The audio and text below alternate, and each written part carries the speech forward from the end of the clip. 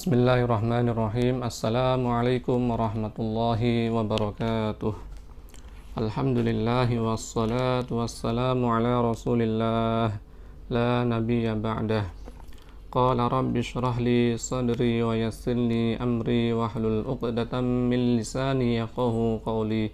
Allahumma rzuqna al-ikhlasa fil qawli wal 'amali wan niyyat. Amma ba'du. Hadirin wal hadirat, anak-anakku semua, peserta didik MA unggulan Kiai Haji Abdul Wahab Hasbullah yang mudah-mudahan senantiasa dirahmati oleh Allah Subhanahu wa taala. Pada kesempatan kali ini kita akan melanjutkan pembahasan kitab As-Sirat Al-Mustaqim dengan tema makna dua kalimat syahadat. Bismillahirrahmanirrahim. Qala al-muallif rahimahullah. Fa ma'na syahadati an la ilaha illallah. Makna syahadat asyhadu an la ilaha illallah ijmalan secara global. A'tarifu bilisani adalah saya mengakui dengan lidahku, wa a'taqidu biqalbi dan saya meyakini dengan hatiku, annal ma'buda bahwa Tuhan yang disembah bihaqqin dengan hak, wallahu ta'ala faqat, hanyalah Allah Subhanahu wa ta'ala saja. Jadi ketika kita mengucapkan syahadat yang pertama, asyhadu an la ilaha illallah, maka asyhadu, kata muallif, itu memiliki makna saya mengakui dengan lidahku dan saya meyakini atau mengimani dengan hatiku bahwa Tuhan yang berhak disembah hanyalah Allah Subhanahu wa ta'ala. Itu adalah makna syahadat yang pertama. Jadi di sana ada unsur pengakuan dan pembenaran. Pengakuan dengan lisan dan pembenaran dengan hati bahwa tidak ada Tuhan yang berhak disembah, tidak ada Tuhan yang berhak untuk diibadahi kecuali hanya Allah Subhanahu wa ta'ala. Ibadah itu memiliki makna nihayatut tadzallul, puncak perendahan diri, atau aqsa ghayatil khusyu'i wal khudu', puncak ketundukan hati dan ketundukan diri. Ini adalah makna ibadah sebagaimana yang disampaikan oleh para ulama. Dan ibadah dalam pengertian ini itu hanya kita peruntukkan bagi Allah Subhanahu wa ta'ala, bukan kepada selain Allah Subhanahu wa ta'ala. Iyyaka na'budu wa iyyaka nasta'in, hanya pada Allah kita menyembah dan hanya pada Allah kita memohon pertolongan. Hadirin wal hadirat rahimakumullah. Apakah itu berarti bahwa ketika seorang bertawassul itu tidak boleh? Apakah ketika seorang itu bertabaruk itu tidak boleh, sebagaimana yang diklaim oleh sebagian kelompok? Sebagian kelompok mengatakan bahwa bertawassul, bertabaruk itu adalah merupakan bentuk ibadah yang bisa menyebabkan seseorang dianggap syirik. Maka pemahaman yang semacam ini tentu tidak betul. Kenapa? Karena ketika seseorang bertawassul, ketika seseorang bertabaruk, itu bukan berarti dia beribadah kepada selain Allah.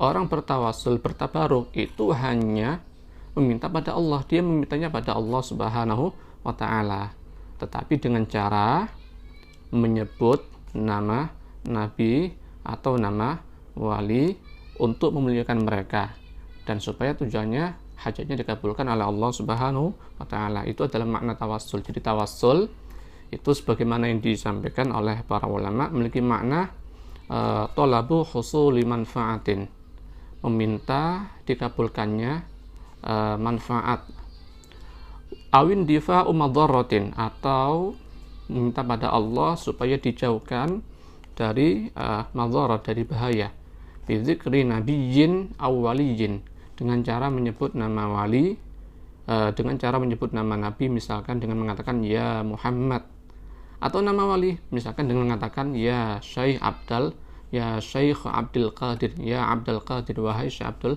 Qadir. Nah, tujuannya apa? Ikraman lil mutawassal bih, untuk memuliakan orang yang ditawasuli. Jadi tawasul itu memohonnya tetap pada Allah Subhanahu wa taala, tetapi dengan cara menyebut nama nabi atau nama wali untuk memuliakan mereka. Tentu ini bukan berarti kita mohon pada selain Allah Subhanahu wa taala. Demikian pula dengan bertabarruk. Bertabarruk itu maknanya talabu ziyadatil khair. Memohon bertambahnya kebaikan. Memohon kepada Allah Subhanahu wa taala supaya ditambahkan kebaikan pada diri kita ketika bertabarruk. Misalkan seseorang bertabarruk dengan cara mengusap jubah Rasulullah, dengan cara mencium rambut Rasulullah atau peninggalan Rasulullah yang lainnya. Bertabarruk yang semacam ini bukanlah sesuatu yang bisa menyebabkan seseorang keluar dari Islam atau melakukan syirik sebagaimana diklaim oleh sebagian kalangan. Jadi sekali lagi, tawasul, tabarruk itu bukan berarti ibadah yang kemudian menyebabkan seseorang keluar dari Islam atau dituduh sebagai pelaku syirik, karena makna ibadah adalah nihayatut tazallul, yaitu puncak perendahan diri. Kita merendahkan diri kita hanya pada Allah Subhanahu wa taala. Kita meminta hanya pada Allah Subhanahu wa taala. Hadirin wal hadirat rahimakumullah.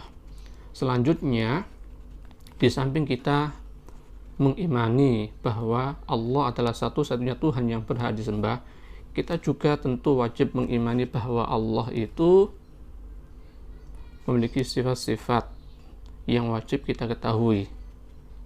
Di antara sifat Allah yang wajib kita ketahui itu adalah al-mukhalafatu lil hawadisi, bahwa Allah itu berbeda dengan makhluknya.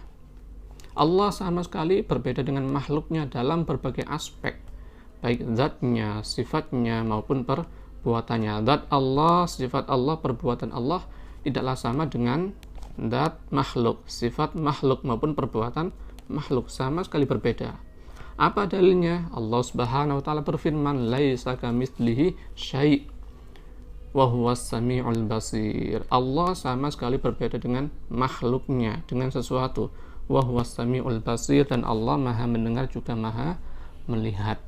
Makhluk itu ada kalanya berupa benda dan ada kalanya berupa sifat benda. Benda itu apa? Benda adalah segala sesuatu yang memiliki ukuran dan bentuk, itu benda.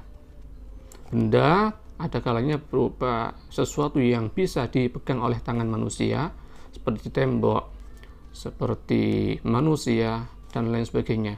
Sedangkan yang kedua adalah benda yang tidak bisa dipegang oleh tangan manusia, seperti misalkan cahaya, kegelapan angin, dan lain sebagainya. Ini juga termasuk benda, memiliki bentuk, memiliki ukuran, tetapi tidak bisa dipegang oleh tangan manusia. Dan Allah Subhanahu wa taala itu tidak sama dengan itu semua.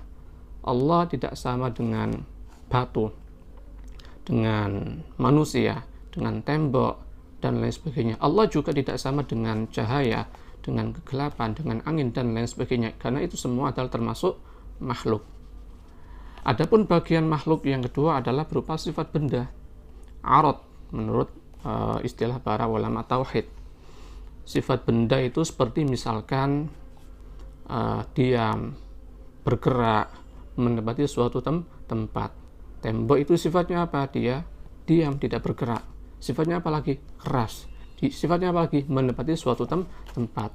Maka tidak boleh kita kemudian meyakini Allah itu memiliki sifat-sifat makhluk seperti diam, bertempat di suatu tempat, dan lain sebagainya. Ini adalah keyakinan bahwa Allah bertempat, Allah memiliki sifat-sifat makhluk. Ini adalah keyakinan yang tidak sejalan dengan paham Ahlus Sunnah wal Jamaah. Kata para ulama, Allahu mawjudun bila makan, Allah ada tanpa tempat. Sayyidina Ali karamallahu wajah juga pernah mengatakan dalam satu riwayat, kan Allah wala makan wa huwal an ala ma alaihi kan. Kan Allah, Allah ada pada azal. Azal itu adalah suatu keberadaan di mana belum ada sesuatu selain Allah. Kan Allah, Allah ada pada azal, wala makan, dan belum ada tempat pada waktu itu. Wa huwal an ala ma alaihi kan. Dan Allah Subhanahu wa taala setelah menciptakan tempat, Allah juga ada tanpa tempat. Itu adalah keyakinan Ahlus Sunnah wal Jamaah. Allahu mawjudun, bila makan Allah ada tanpa tempat. Allah tidak di langit, tidak di arsy, Allah tidak di arah atas. Allah maha suci dari itu semua. Lantas bagaimana kemudian ketika kita sholat kemudian baca takbiratul ihram, Allahu Akbar misalkan. Allah maha besar. Allah maha besar di sini atau Allahu Akbar, ungkapan Allahu Akbar di sini itu memiliki makna Allahu Akbar min kulli kabirin qadaran la hajman. Allah maha besar dari segala sesuatu yang besar, besar dalam pengertian qadaran, kedudukannya, la hajman, bukan bentuknya. Inilah keyakinan yang harus kita pegang sampai akhir hayat. Demikian, semoga bermanfaat. Wallahul muwaffiq ila aqwamit thoriq. Wassalamualaikum warahmatullahi wabarakatuh.